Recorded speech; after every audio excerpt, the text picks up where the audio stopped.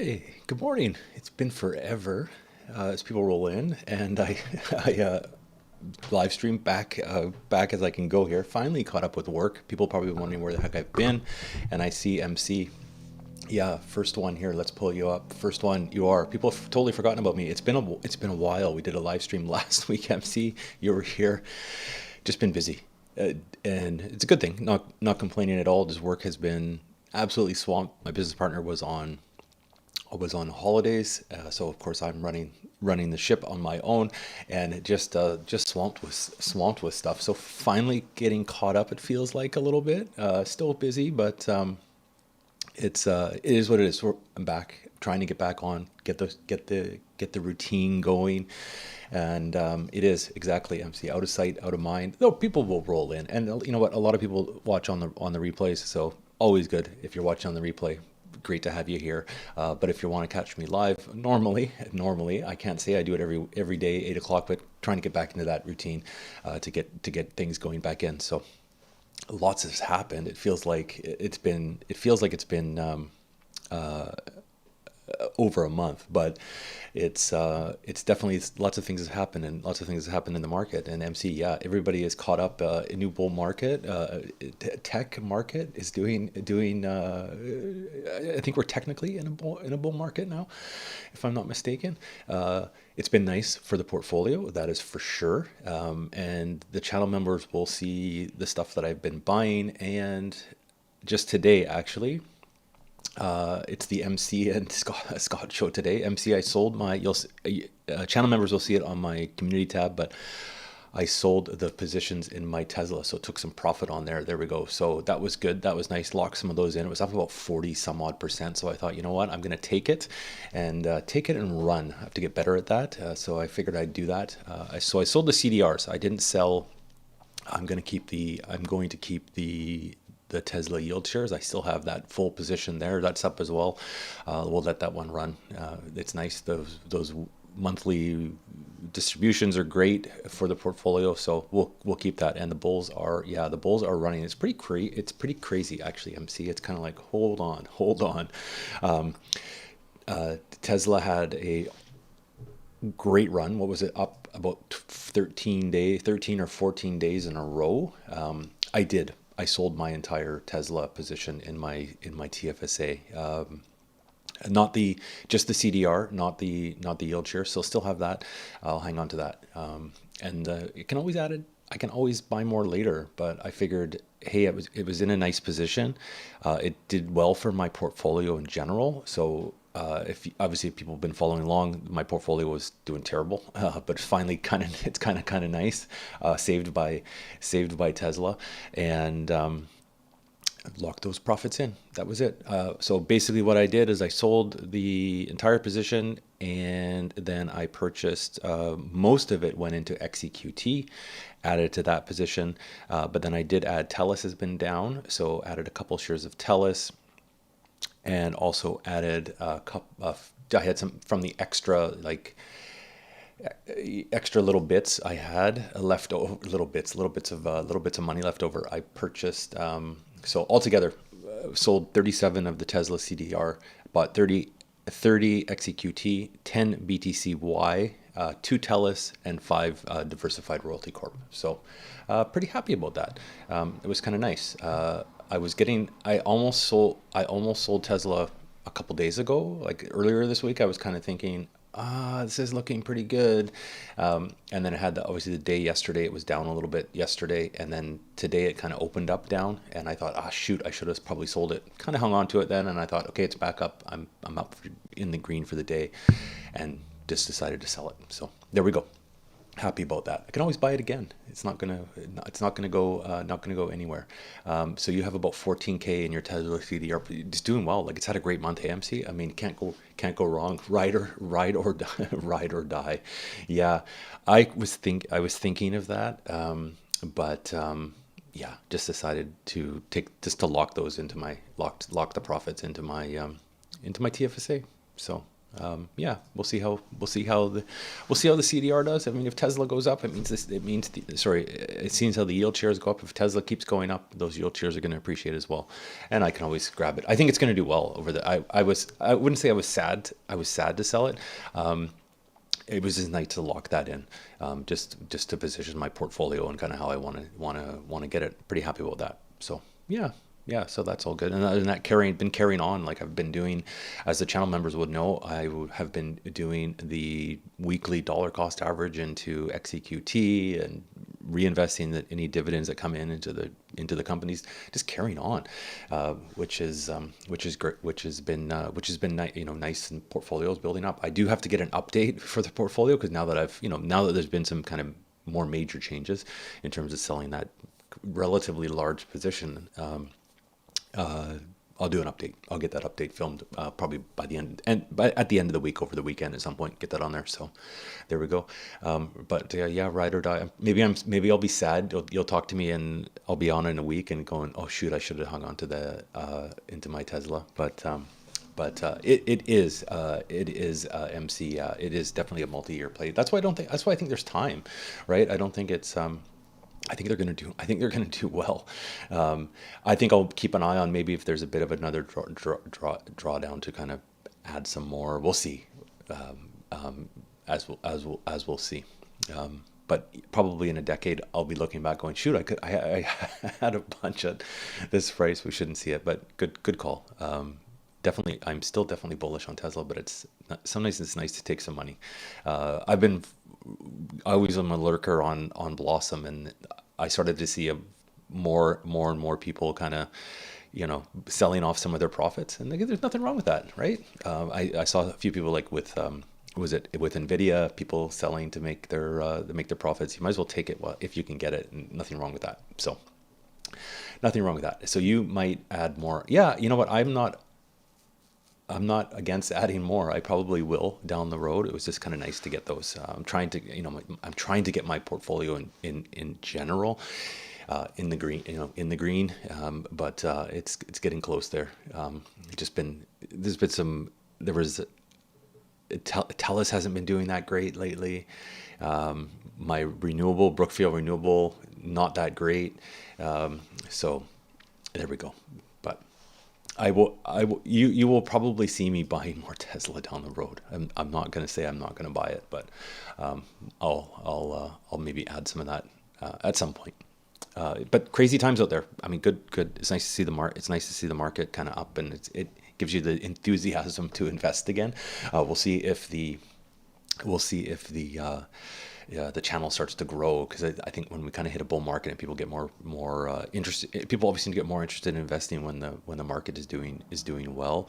We'll see if that can carry through, and we can kind of see that in the views on the channel, and the people joining in the live streams and that kind of stuff. So on that note, if you are in the live stream and you haven't said hi yet, don't be afraid to say hi. If you have a question, a comment, fire it away. We'll try and answer it. Usually, if I can't answer it, MC is here. I know that. MC probably will be able to answer it. But let me know. Did anybody? I guess a good question for everybody that's watching is: what have you bought and sold this week? It's always interesting to see what people are kind of doing with their portfolios. If you had Tesla, did you sell it and take some money? Did you make money on it? It's always interesting to hear what how people are thinking, what the sentiment is out there for everybody as they carry on with their investing, which is nice.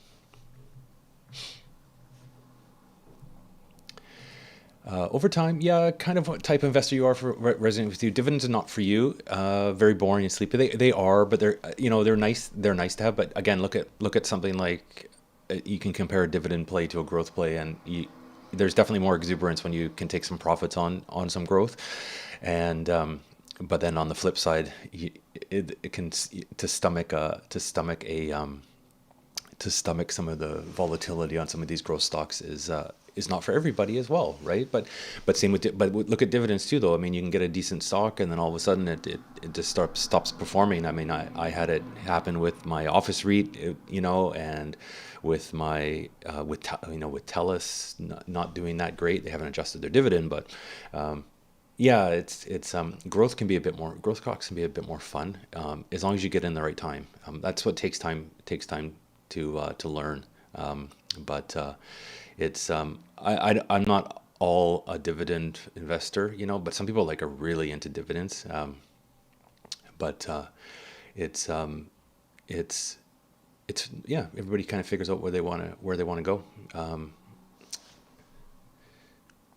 Yeah, it doesn't have to. I'm thinking more MC. I'm thinking more tech, like kind of a lot of the tech, right, can be kind of volatile, right? I mean, if Tesla would had that run up over the last literally over the last month, right? Where before that it was kind of doing a lot of things were doing terrible, but yeah, I like the it's fun. The big swings are fun. If you're investing, that's obviously never don't don't invest what I invest in. Make sure we always kind of say it, make your own decisions and what you want to invest in. Know your limits and know what you can handle. But I kind of enjoy the volatility, like seeing the big swings like that. It kind of makes it fun to watch, but if you're on the right side of it, it's fun. If you're on the wrong side of it, not so much. There we go. Paul, welcome. Thank you. Thanks for tuning in. It's good to be back. Uh, Good to be back. Let's see another one. GARP. I haven't heard that one. I can't. I was trying. I've had technical difficulties with the stream too, actually, MC. But for some reason, the screen share is not working for me today. But I'm gonna pull that up on the. I'm gonna put that on my watch list.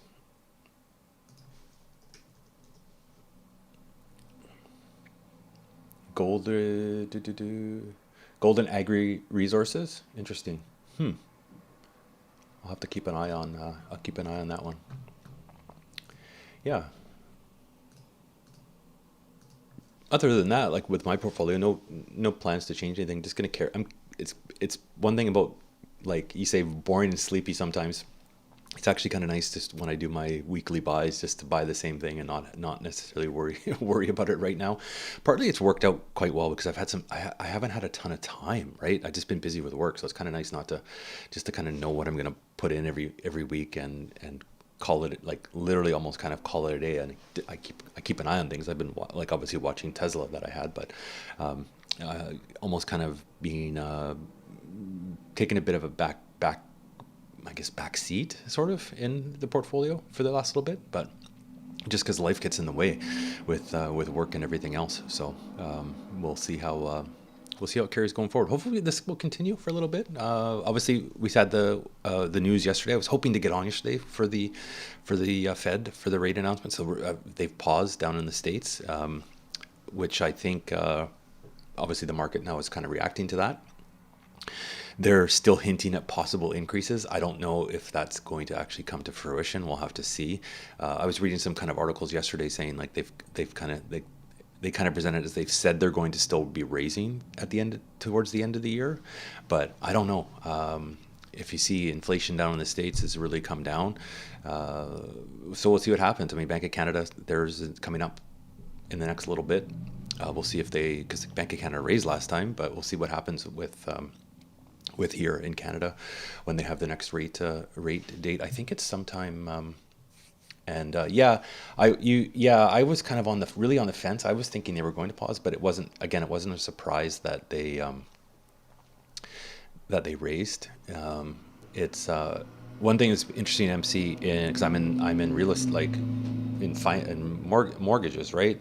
After that raise, I keep saying as I've been busy, but new stuff has really trailed off, and it seems like after that rate hike, it really makes people pause on stuff. That's for sure, because we saw like this past couple weeks with mortgage rates. Obviously, Bank of Canada increase means variable rates increase, and but we also saw the bonds go crazy as well, and the fixed rates have all gone up in cost as well. So that kind of puts a pause on, I think, a lot of people doing things with purchasing houses, that kind of stuff. We'll see. I think there's going to be more. Rates are high, right? If you're looking for a mortgage, if you have to renew your mortgage, it's ugly. And literally everybody that has to renew their mortgage, you have to renew your mortgage or sell your house, right? You have to get renew, and everybody's renewals that are coming up right now are almost almost double what they were paying before, so it's it's definitely, people are going to be starting to feel the pinch, and that's, we'll see. I think the Bank of Canada will probably slowly start to have to taper off this stuff, because these rate increases eventually have to start really hitting. What's really, what a lot of people, though, they still have the variables that haven't changed, right? Their payments haven't changed, so they're not really necessarily feeling that impact. They're going to feel it down the road when they have to renew, because their amortization is through the roof. But yeah, we'll have to see. It's inflation is still high. Yeah, they do seem steadfast to bringing it down to 2%. They really do. Same within the States, right? That's where they keep like pounding on the pounding on the table. It's our goal to bring this thing down. So you don't think there's pivot or pause? Seems like wishful thinking. I think they're just everybody's looking for a reprieve with that. But even this is the thing: if there's even a pause, the rates are still high, right? Like, and they were increased the highest in what, like, was it since the more than the seven, so it is maybe wishful thinking I don't know. I can't see them necessarily going down as quickly, but again, who the heck knows? There could be some crazy black swan event that we can't never predict, that will blow everything up, and who knows, right? It's really hard to know. But things, yeah, stuff is still really expensive for things. I mean, say we've been talking about it for a year now, groceries and stuff like that. Like, it's still crazy, but but you go out places, and people are still, spending money like it's going out of style, and everywhere's still busy, right? It's like just keeps going and going. Actually, a friend of mine, found out she got a new job, and went back to an old company that she worked with, but changed positions. Long story short, but when I found out what she had asked for the salary to be, I said, "There's no way she's going to get that. Like, there's no way." And then I found out this morning that she got what she wanted, and it was like way higher. And it's like, there you go. Like, people are paying, but so people are it's just it's sticky. It's sticky. We'll have to see. We'll have to really see. It's it wouldn't surprise. We'll see the numbers, right? We have to really see the numbers when they come in. Nothing would surprise me anymore at this point, whether they go, what direction they go. If the rate increases enough, people will eventually start to it will eventually work, right? And then they'll stop increasing. But we'll have to see. Where was it today? Was it down in the UK? Didn't they raise the rates today, I think, as well? MC, I think I saw on Twitter, or maybe that was yesterday. Yeah. So at least thankfully I'm in a good position, and not having to, I don't have to go and get a new car payment, that kind of thing. I don't have any kind of floating, major floating rate debts or anything like that. So that's always a good thing. So yeah, that's exactly it. It's locked in, right? That's the thing. I mean, if it's already been, if it's been a year and the prices haven't come down, they're locked in, right? I mean, sure, inflation comes down, but it's from high before, right? And it's like, yeah, that's the prices are the new normal price, right? So we may see a slowdown. The only thing I think we might see, this is where it's really hard to know what the heck is going to happen, because there's lots of immigration in the country, is with housing. I do not know what the heck is going to happen with housing. I think with the rate increases, we'll maybe see a blip in prices, but we saw that before, and then as soon as rates kind of came down a little bit, prices are back up again. So that's the one thing I really don't know what's going to happen with housing in Canada. It's so hard. I think more people. I think they'll start to become more housing coming on the market, just because of you can only carry on, like for certain pockets of people, right? You can only carry on so long with paying these higher prices, and we're seeing it with, you read articles and you see people that credit card balances are creeping up, lines of credit balances are keeping up, people that possibly leverage to buy a investment property. If you're leveraged off a line of credit on your home, those rates have come up. So it's it's really hard to kind of know what the heck is happening. I hope you can see me. Let me know in the comments if you can see me, because I think my camera clicked off again. Hold on here.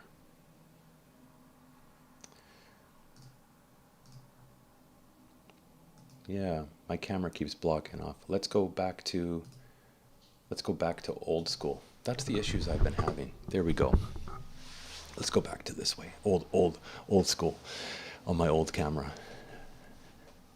It's back. MC. There we go. It's back. It should be back.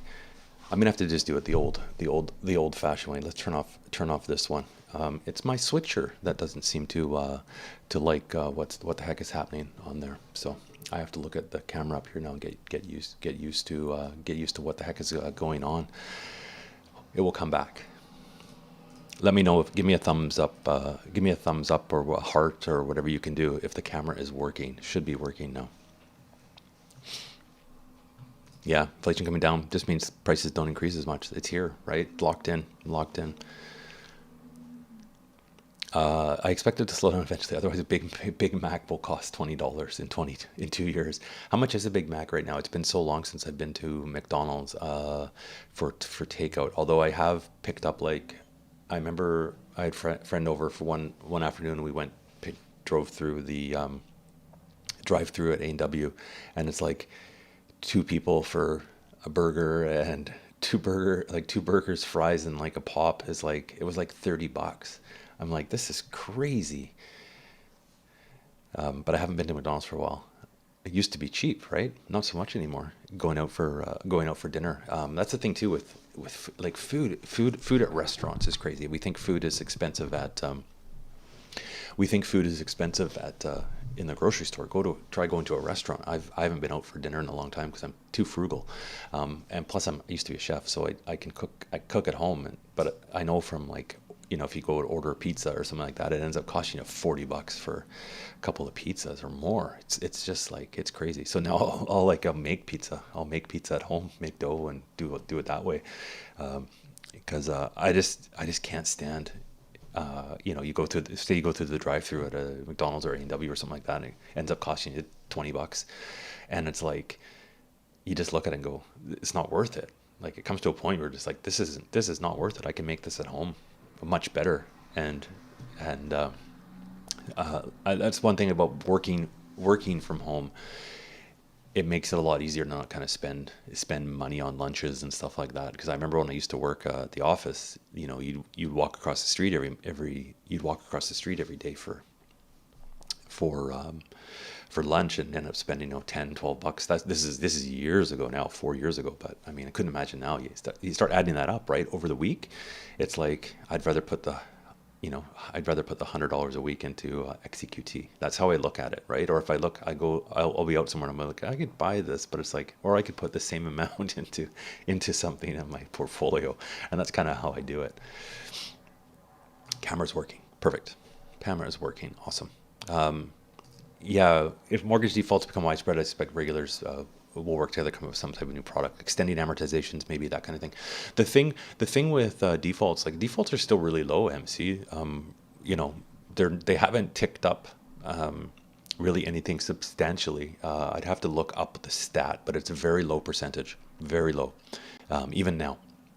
And the biggest thing that impacts mortgage defaults is employment. That's the only thing that will really start. That's when we would see possibly more defaults, because people pay their mortgages. That will be the last thing they won't pay. They'll default on car loans, credit cards, lines of credit, anything else. The last thing they'll pay is their mortgage. So that really is dependent on layoffs. But we've starting to see some layoffs in Canada. Like what was it? Bell Media yesterday laid off about 1,300 people. They're closing some radio stations, selling some radio stations, amalgamating some positions, that kind of stuff. I think it was 1,300 people altogether. So yeah, I mean, I've been fortunate enough to stay busy. So, but that's all good. And no one I know no one I know that's really been impacted yet by any kind of layoff. It could be next to kin mortgages. Could be extended. Well, if you think about it, MC, if anybody that has a variable rate mortgage right now that has the fixed payments on them, their amortizations are essentially multi-generational. I mean, I've seen mortgage statements with the highest one I saw. This is before the rates were even put up a bit. I think it was 97. It worked out to 97 years of amortization, and I think with this latest increase, people will be actually into negative amortization. So essentially infinity, unless they adjust their payments. But it's so that means basically the interest, your monthly cost, your monthly payment isn't even covering the interest, and that's a very real thing. So we'll have to see. We don't have that exactly. Yeah. We don't, you can't just let it go and go, okay, I'm out, all yours. No, they will come after you if it goes to a loss. Although, it's, the thing with foreclosures, I mean, you have time to sell it on your own. And hopefully you have enough equity to be able to still take a profit. It gets very expensive when it gets into foreclosure for both sides. So the best thing I mean, it's happened. You see it in my profession. If you get into that point, it's the best thing to do. It's terrible to have to say sell your house to someone, but that is the best thing that someone can do. Because if you're just putting band-aid solutions on it, you're usually putting yourself in a worse position, and the sale has to eventually kind of come later. So it's a long process to get a foreclosure to happen, to actually get to the power of sale, but you don't want to be in that position, that's for sure. But yeah, you're right. I'll read the rest of your comments. It's with credit card debt rising, the next thing is mortgages, cars, etc. That's what happens, right? People pay their shelter costs first, and then but you see things. It's but it's very low. I don't think it's not a concern right now. It's definitely not widespread. Based on the direction things are going, mortgage defaults does not seem likely to start increasing. No, I don't think so. Not necessarily widespread, but in some areas, especially if people on fixed renew. Yeah, it's definitely a shock. Yeah, for sure. Anybody that's renewing, wherever, the rates are higher. It's for sure. It's definitely. Although don't this is the thing too, and for the past number of years we've had to qualify based on the benchmark, like the qualifying rate, right? Which helps people qualify. You essentially qualify for less mortgage because you're qualifying off a higher qualification rate than what the actual contract rate is. But now the contract rates are higher than what the benchmark rate used to be, substantially higher actually. So it's a shock. It's a shock, definitely. Yeah, it's not going to be, because if you think too, most people take 5-year terms for the most part, and then over those 5 years, they got a new car payment. A lot of people bought cars in 2020s because it was, everybody wanted a new car, so you have that payment, that kind of stuff. It really starts to add up. It's the biggest thing. It's employment. It all comes down to employment. So. Yeah, the calls are going around. They will. The banking regulator has kind of put that forward for the banks to really be on top of that. And I know a couple of people have mentioned that they have had calls from their financial institution regarding increasing their mortgage payments, especially after this last increase. They'll call them up, get them to try to make sure they're increasing it, so they're not in a worse. Because this is the thing: if you have a mortgage that's not even covering the interest, you want to up your payment to at least cover the interest, so you're not getting yourself more in a hole, because it's down the road, you're kicking the can down the road. You're going to be coming up, you eventually have to pay the piper. It's so you really want to make sure you're up to date on that. But it's tough, right? Because this is the thing, MC. It's the your payments have gone up.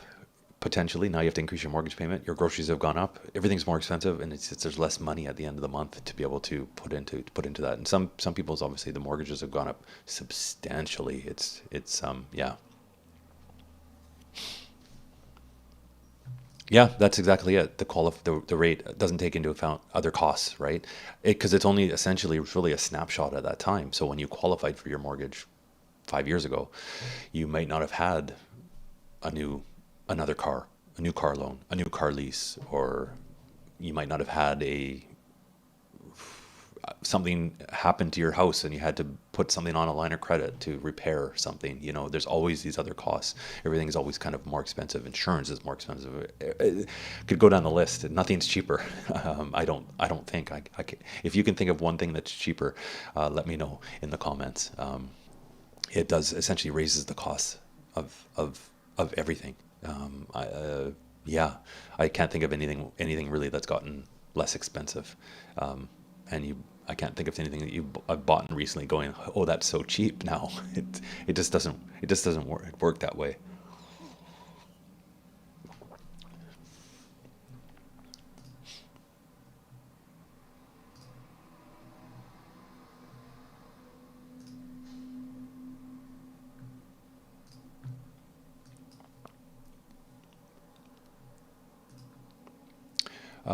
Read the rest of your comment here. I've heard what one couple do is that they buy a house where they can carry the cost of one income. That's a smart thing to do, which can set people up for success. Great idea, but unlikely. Most people want to spend their absolute maximum. It seems like there is some people that do that, MC. Absolutely, there is some, but those almost seem to tend to be the higher, sometimes even higher income earners, I would say. And they can cover it with one person if they're both, making a good, decent professional income. You see that. It's it's not common, but it does happen. Yeah, yeah. Some people are really, really diligent with doing that.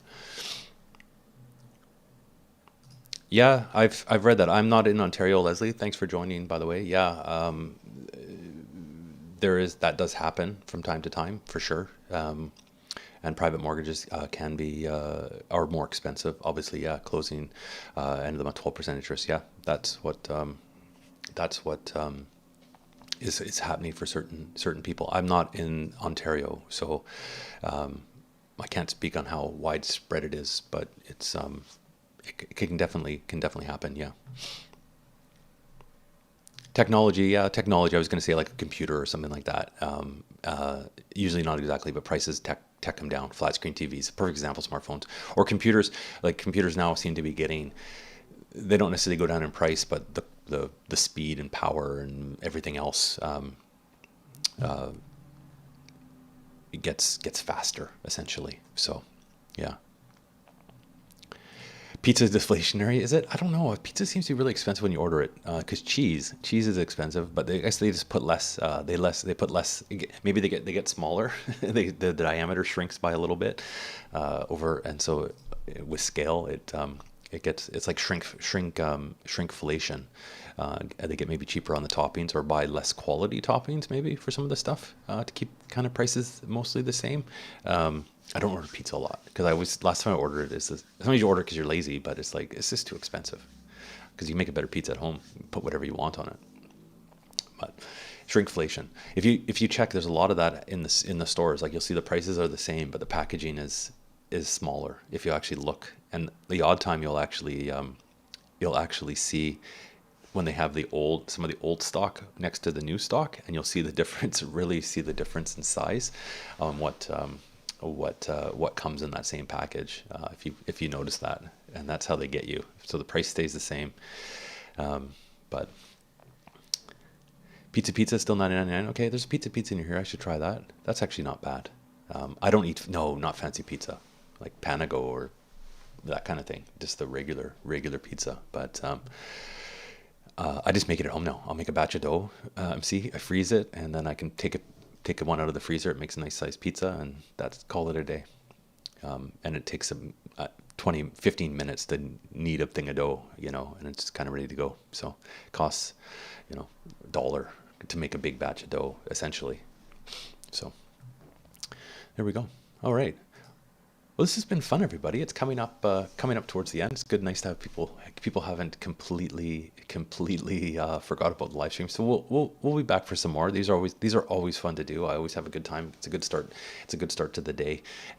So we'll get the next one scheduled. If you haven't already on the video, give it a thumbs up. It always helps. It'll get it out there so people will know I am back.